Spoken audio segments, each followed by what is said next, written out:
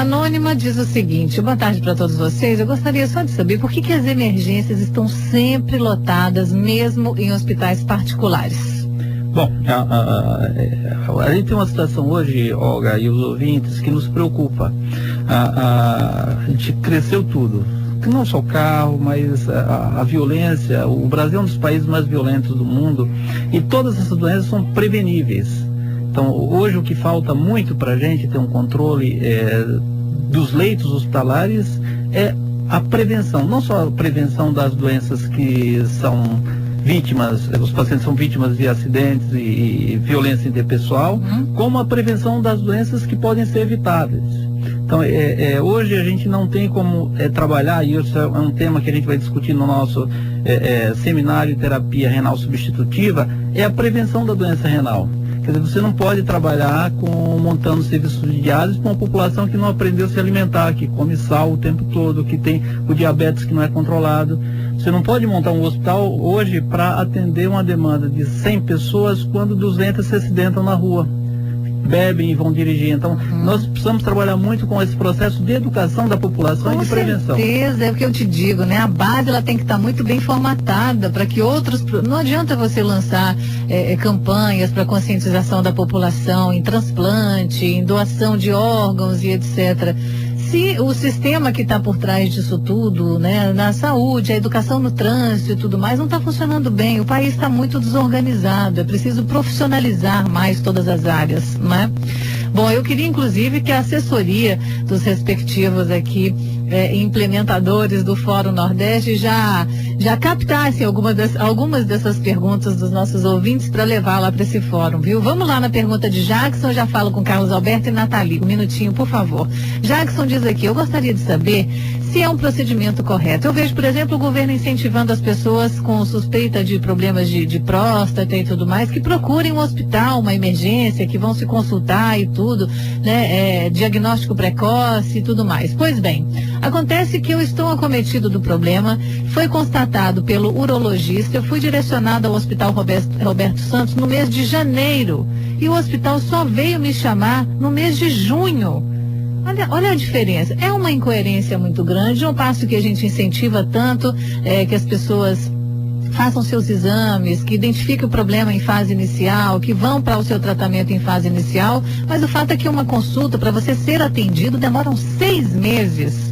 Um câncer de próstata ou qualquer outro que seja, não pode esperar esse tempo todo. Sim, claro. Essa é uma situação, Olga, que é a estruturação do serviço, não só o público, mas o complementar também. Então, a rede de oncologia no estado, ela está sendo montada não só para atender os doentes que têm acesso aos serviços na capital, mas no interior. Hoje é uma meta do governo do estado, em todas as cidades macro de região, as cidades maiores, elas terem referência para tratar todas as doenças possíveis, não só no transplante. Transplante é uma outra ação que a gente tem interiorizado bastante, mas as ações de agravos da população, por exemplo, os cânceres, que realmente tem que ser uma luta contra o tempo, então todas as cidades estão sendo preparadas para essa função. Eu te digo que hoje a gente não atende adequadamente a nossa população, mas está se trabalhando muito para que esse nosso ouvinte, ele possa ser atendido num período muito menor. Então para isso está sendo feito não só nos hospitais públicos, mas nos hospitais privados também, em parceria, como por exemplo o Hospital Português, que tem um serviço de radioterapia, onde parte dos pacientes são pacientes do SUS. Isso é fundamental, essa parceria precisa existir, com certeza. Bom, Nathalie, já caiu a ligação dela, eu peço que ela ligue novamente. Tem Carlos Alberto na linha 2. Olá, Carlos. Olá, Olga, boa tarde. Boa tarde. A todos aí, é um prazer, estou gostando muito da explicação dos doutores aí. É o seguinte, eu lamentavelmente 50 anos não fui trabalhar na Plenitude Sul América, minha esposa aos 44 não pôde, minha filha tem 21, já vai tentar, a situação vai perder também. Então a saúde é uma coisa séria. Faltam 43 meses para me aposentar, eu conto esse dinheiro para aposentadoria, se eu tiver ainda com gás para trabalhar. Eu queria perguntar ao doutor, porque a saúde ele fala com coisa tão séria, ele trata disso. Eu queria saber o seguinte, esse plano de saúde facilita, ele trata a saúde com brincadeira, com desenho, com gaiatice, e eu que tive plano de saúde, já procurei de cirurgia e tudo, eu sei que plano de saúde é uma coisa seríssima, tão séria quanto o que os homens estão falando daí. Então o que ele acha, principalmente dessa gaiatice, desse desenho na televisão, de uma coisa tão séria que é a saúde e um plano de saúde. Eu que sou ex-Sul América, eu e minha esposa e minha filha que por enquanto está na Sul-América, que eu faço daqui da coração para pagar o preço de saúde dela. Tá bom, Carlos Alberto. Eu, por questões éticas, eu não vou falar a respeito deste plano específico, mas vou lhe orientar que se você tem alguma reclamação específica, alguma reclamação objetiva sobre esse ou qualquer outro plano de saúde, dentre até esses dois que você citou, você deve formalizar uma queixa na ANS, Agência Nacional de Saúde. Entra no site www.ans.gov.br, lá tem uma areazinha de reclamação, eles agem, demora um pouquinho, mas agem. Faça a sua queixa, mostre o que está acontecendo, registre isso, você vai receber o número do protocolo e eles costumam, inclusive, lhe retornar a ligação explicando o que é que está, qual o tratamento que está sendo dado especificamente à sua reclamação.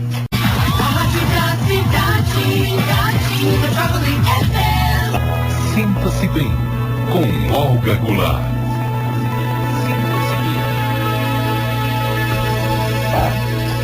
Estamos hoje aqui trazendo uma boa novidade agora em Salvador, o primeiro encontro, o primeiro fórum que vai acontecer agora em setembro, nos dias 12, 13 e 14 de setembro. O primeiro Fórum Nordeste de Gestão em Saúde.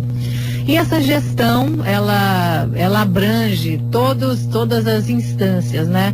Seja pública, privada ou filantrópica, todos estarão lá para conversar sobre esses rumos, porque pelo que nos consta, né, pelo que a gente ouve dizer, até mesmo os hospitais grandes, de grande porte em Salvador, hospitais tidos como elitizados, todos estão fechando em déficit. Eu não sei, tem alguma coisa errada acontecendo, e esse fórum acho que promove esse encontro de lideranças, de outros cases também de hospitais que estão dando certo, para conversar os rumos da saúde.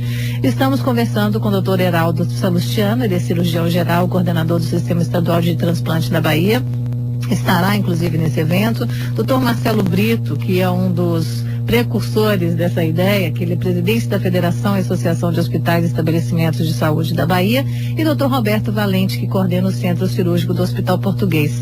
A sua participação é muito importante, colabore conosco, tire suas dúvidas, 3505-5000 é o nosso telefone, o portal metro1.com.br. Lembre-se que Natalita, para quem na linha a ligação dela caiu, ela disse que está neste exato momento à espera da emergência pediátrica de um hospital que ela cita aqui, há mais de 4 horas, de 4 a 5 horas esperando. Um absurdo pagar um plano de saúde tão caro e passar com uma criança um sofrimento desses. Eu queria que vocês comentassem, não que nós estejamos falando especificamente para você, Nathalie, mas existe uma inversão também de entendimento muito séria aqui sobre o que é um atendimento de emergência e o que é uma necessidade, por exemplo, de uma consulta extra num pediatra, ou o que quer que seja, ou às vezes em outra unidade qualquer, né? Eu sei que o tempo de espera é muito grande, mas emergência, às vezes elas ficam muito sobrecarregadas com problemas que poderiam ser resolvidos em consultório. O que vocês acham? Olga, sem sombra de dúvida, nós temos um problema de cultura onde parte dos atendimentos, eu diria que parte importante dos atendimentos das urgências e emergências não são casos de urgência e emergência. Então nós já nos deparamos com casos onde o paciente chega para fazer curativo, onde o paciente chega pedindo para realizar um exame de uma tomografia, de uma ressonância, e quando ele foi marcar, ele marcou para 10 dias, daqui a 15 dias ele vai para a emergência achando que vai conseguir fazer na hora. Isso acontece até em exames de sangue, exames simples de sangue. Então nós temos que, as pessoas que procuram as unidades sem essa razão, devem entender que elas podem estar tirando o espaço, a vaga e a emergência de casos mais importantes. Então vamos ter que procurar o nosso profissional médico, o médico de quem nós confiamos, ter o telefone dele, procurar, encontrar uma maneira de não aumentar a lotação das urgências e emergências, sob pena de estar provocando um grave prejuízo a outra pessoa. E os procedimentos, gente, de urgência e emergência, me corrija o doutor Roberto Valente, que coordena, né, uma UTI desse porte, que é do Hospital Português, tem um protocolo de atendimentos que às vezes não é de fato uma conduta que o seu médico vai te dar em determinado problema. Você toma às vezes remédios muito mais fortes ali, tem outras pessoas para serem atendidas. O ritmo desse atendimento não condiz com o acompanhamento depois, né, de um problema de garganta, uma infecção de garganta, um problema de dengue, o que quer que seja. O que o senhor comenta sobre isso, doutor, para a gente esclarecer mesmo a função de uma emergência para que as pessoas possam se organizar melhor? Olga, essa circunstância ela é de particular importância, né, na nossa atividade. A compreensão particular da intensidade de cada problema de saúde pelo portador desse problema é sempre um assunto delicado de tratar.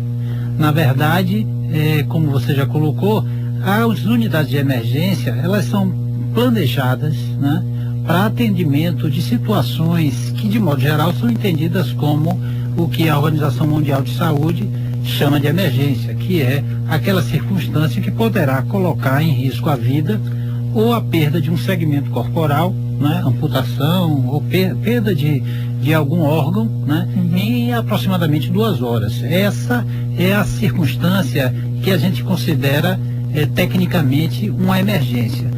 As unidades de emergência, elas não estão, obviamente, planejadas apenas para as emergências, mas também para o que a gente chama de urgências, que na graduação de gravidade, ela é um pouco, ela demanda digamos assim, uma menor presteza, ela demanda uma menor presteza. Ela tem uma intervenção ali, mas certamente o médico já indica que esse acompanhamento depois se dê com... Precisamente, é uma situação que pode precisar de uma solução em um tempo mais prolongado. Nas unidades de emergência nós temos também aquilo que chamamos de urgências de baixa complexidade.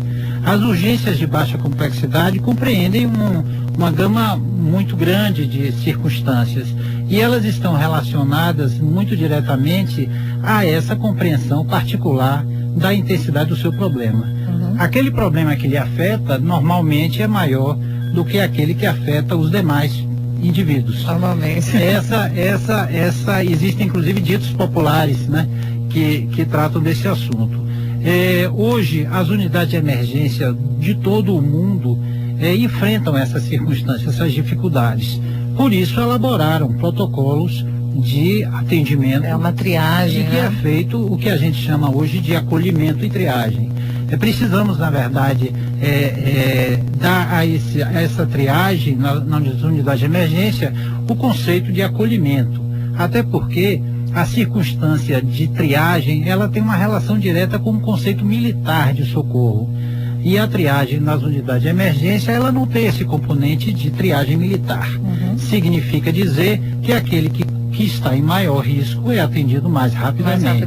Aquele que está em risco moderado é atendido um pouco depois, e aquele que tem um risco baixo necessariamente esperará.